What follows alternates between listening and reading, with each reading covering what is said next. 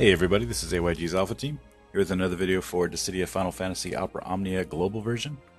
Today we're going to be talking about the character Vayne Carudus Solidor from Final Fantasy 12. Now I'm not going to go into too much detail about Vayne himself, just know he's from Final Fantasy 12 and this is what he looks like. Because today we're going to be talking about how to build him out with your artifacts, artifact passes that you can acquire. And first things we're going to do is we're going to assume that you already have his crystal level 60 and his level 60 maxed. And we're going to assume that you have all of his weapons, including his EX. The summoning boards are a little bit more detailed. I'll mention that in just a sec. We're really just going to talk about the artifact passives that he has. So Vayne as a whole is a pretty powerful character. Arguably the most powerful character in Global right now. And these are his artifact passives that I have. So his two basic special moves are Mach Wave and Force of Will. Mach Wave is a 3-hit melee brave attack, and with all of his passes, it gives you a HP attack at the end of it, and it ends up hitting it's pretty devastating. And then Force of Will is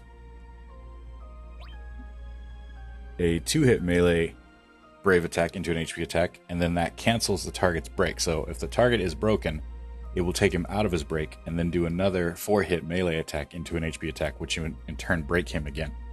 So he's got a lot of break bonus opportunities with just Force of Will alone. It also gives him a bunch of buffs. We're not going to go over those. We're actually just going to be talking about his passives.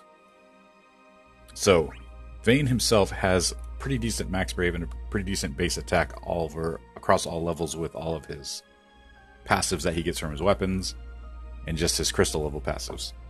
So he's pretty outstanding already. So what you want to do with him is figure out how you want to use him most effectively. Now he gets a lot of turns for himself. He doesn't use a lot of turns because they get canceled out with his buffs. But what you want to focus on with him is having the strongest attack with your strongest moves.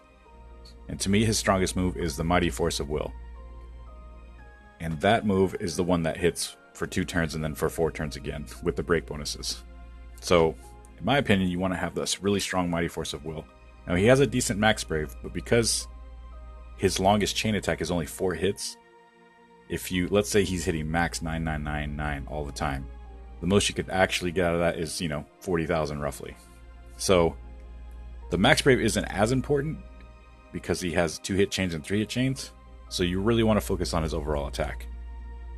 So that's why the build that the things you definitely want are going to be Imperial Console Boost. Raises max brave and attack by 5% with active buffs. Gives him a higher max brave, gives him a higher attack. And the other thing I want to focus on is the Mighty Force of Will boost. Increases bravery damage dealt with Force of Will and Force of Will plus by 10%. So that is a significant amount to his overall attack for that particular move. This is why you want to roll for these.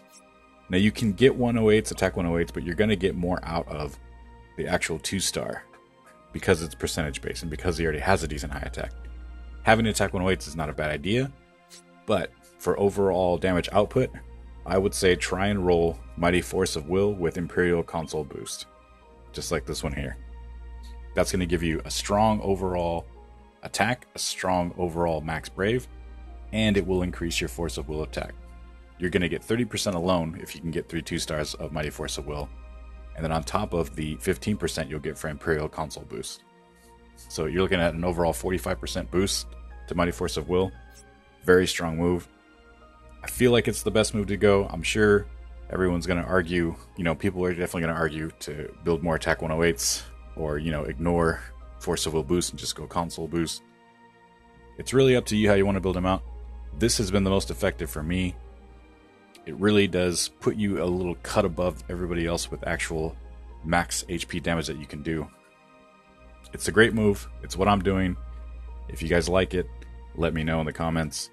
If you have an idea that's better than mine, also let me know in the comments. I'm more than welcome to hear any ideas that you guys have. That's going to do it, guys. Go ahead and leave a like and subscribe if you want to see more from ReadyGaming.com. Also, shoot us a comment if you have any questions, you want to leave us any feedback. It's always appreciated. Until then, go ahead.